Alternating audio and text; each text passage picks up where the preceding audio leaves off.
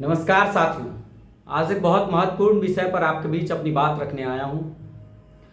आप सब जानते हैं कि कई सारी नियुक्तियों की प्रक्रिया चल रही थी पूर्व में। मैं उसमें नर्सिंग की जो नियुक्ति एएनएम की जो बहाली थी उससे संबंधित विषय को मैं आपके बीच रख रहा हूं। जो मामला अभी सुप्रीम कोर्ट में है, आप सब जानते हैं कि जो 10,000 से अधिक पदों पर जो बहाली आई थी, 10,779 लगभग ऐसी कुछ था, एएनएम का जो पद था उस पद पर नियुक्ति के लिए सरकार ने विज्ञापन निकाला था।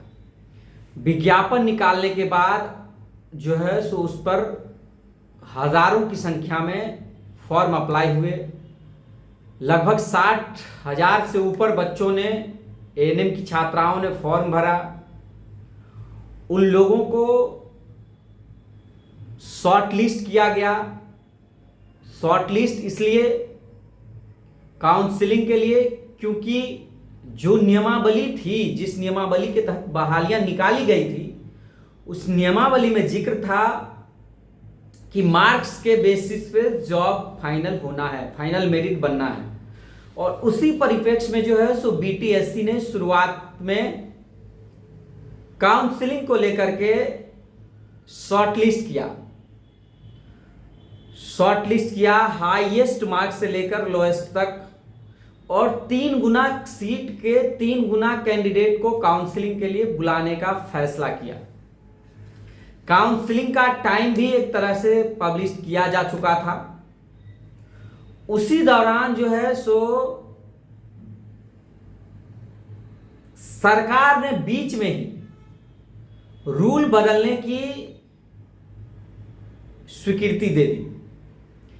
निदेशक प्रमुख पारा मेडिकल और नर्सिंग, स्वास्थ्य विभाग अपर मुख्य सचिव प्रत्यय अमृत जी, तमाम विभाग के पदाधिकारियों ने जो है सो इस पर एक पत्र जारी कर दिया और बीटीएससी को निर्देशित किया कि अब नए नियमावली के तहत एग्जाम लिया जाएगा और एग्जाम के बेस पे नौकरी दी जाएगी।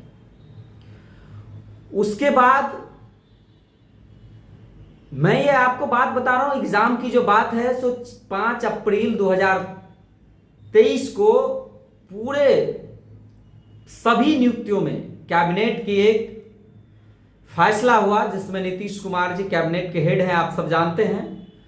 उन्होंने उसके सामान्य प्रशासन उस मीटिंग के बाद जो है सो एक डिसीजन दी कि अब बिहार में होने वाली कोई भी नियुक्तियों में एग्जाम लिया जाएगा, चाहे वो स्वास्थ्य विभाग से जुड़ा हो या अन्य विभागों से। और उसी लेटर के परिप्रेक्ष्य में जो है सो एग्जाम की बात कही गई। उसके बाद नई नियमावली की बात हुई। जब ये सब चीजें चल रही थी, उसी के बाद जो है सो सरकार जब नियमावली बदल दी, उसके बाद जो आक्रोशित लोग थे, जो एएनएम की छात्राएं थे, जो ओल्ड एज की थी, जो एक्सपीरियंस था 5 साल 7 साल 10 साल का, और उन लोगों के पास पढ़ाई का लिंक जो है उन लोगों से छूट गया था कहीं ना कहीं, तो उन लोगों ने हाई कोर्ट में इसके लिए रिट याचिका दायर किया। हाई कोर्ट में रिट याचिका दायर किया। हाई कोर्ट में जो है सो फैसला पुराने नियमावली के पक्ष में आया। हाई कोर्ट में जब फैसला पुराने नियमावली के पक्ष में आया तो लोगों में जो एक्सपीरियंस लोग थे, एक्सपीरियंस एएनएम की छात्राएं थी, महिलाएं थी, उनके मन में खुशी हुई कि नहीं, अब हम लोगों को नौकरी नजदीक है और हो जाएगी। उसके बाद अरियल सरकार ने क्या किया, सुप्रीम कोर्ट में इसके लिए एसएलपी दायर किया। मामला अभी भी सुप्रीम कोर्ट में है। मैं आज यह बात इसलिए कह रहा हूं क्योंकि हाल ही में पॉलिटेक्निक यानी जूनियर इंजीनियर के पोस्ट पर जब बहाली हो रही थी 2019 में, उस मामले में जो है सो बीटीएससी ने एग्जाम को बाद में रद्द कर दिया था। उसमें भी पुरानी नियमावली को हटाकर नई नियमावली डालने की बात की गई थी, एग्जामिनेशन की बात की गई थी। और उसी मामले में सुप्रीम कोर्ट ने यह जजमेंट दिया कि खेल के बीच में नियम नहीं बदले जाते हैं। मतलब आप सोच लीजिए, सुप्रीम कोर्ट ने कहा कि जब कोई खेल चल रहा हो उस बीच में नियम नहीं बदले जाते हैं, और बीटीएससी ने वही किया है कि खेल के बीच में नियम बदल दिया है। तो यह चीजें, इस जजमेंट से भी एक उम्मीदें हैं, कहीं ना कहीं जो पूर्व से एक्सपीरियंस लोग हैं, या उनके लिए खुशी की बात है। उनकी जीत हाई कोर्ट में भी हुई थी और अब प्रबल संभावना है कि सुप्रीम कोर्ट में भी जो कॉन्ट्रैक्चुअल एएनएम के स्टाफ्स थे, जो पुरानी नियमावली के तहत बहाली की मांग कर रहे थे, क्योंकि मामला कोर्ट में था, सरकार भी इस मामले में बहुत कुछ नहीं कर पा रही थी, और अब कोर्ट का जब जो जजमेंट आएगा उसी आधार पे कुछ इसमें फैसला आएगा। तो जो भी फैसला आएगा मैं आप सबको जरूर बताऊंगा। वर्तमान में यही स्थिति मैंने आप सबसे शेयर करने के लिए अपनी बातें रखी। आप लोग जो भी सोचते हैं, आप लोग क्या सोचते हैं, उस बात को भी कमेंट जरूर करिएगा।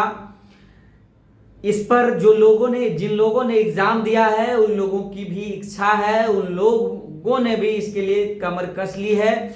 उन लोगों का भी कहना है कि हम लोगों ने एग्जाम दिया है तो हम लोगों को भी अधिकार मिलना चाहिए। अधिकार यानी कि हम लोगों ने एग्जाम दिया है तो इसमें हम लोगों को ज्वाइनिंग होनी चाहिए। अब क्या होगा ये तो बाद की चीज है, देखने वाली चीज होगी। जो सरकार का डिसीजन होगा, सुप्रीम कोर्ट का जो डिसीजन होगा, उस पर बहुत सारी चीजें टिकी हुई है। जो हालात थे वो मैंने बताए हैं आप सबको। आप सबसे रिक्वेस्ट है कि आप लोग जरूर इस YouTube चैनल को सब्सक्राइब कर लें। बहुत बहुत धन्यवाद। भारत भूषण, प्रदेश अध्यक्ष, para medical association of Bihar. धन्यवाद।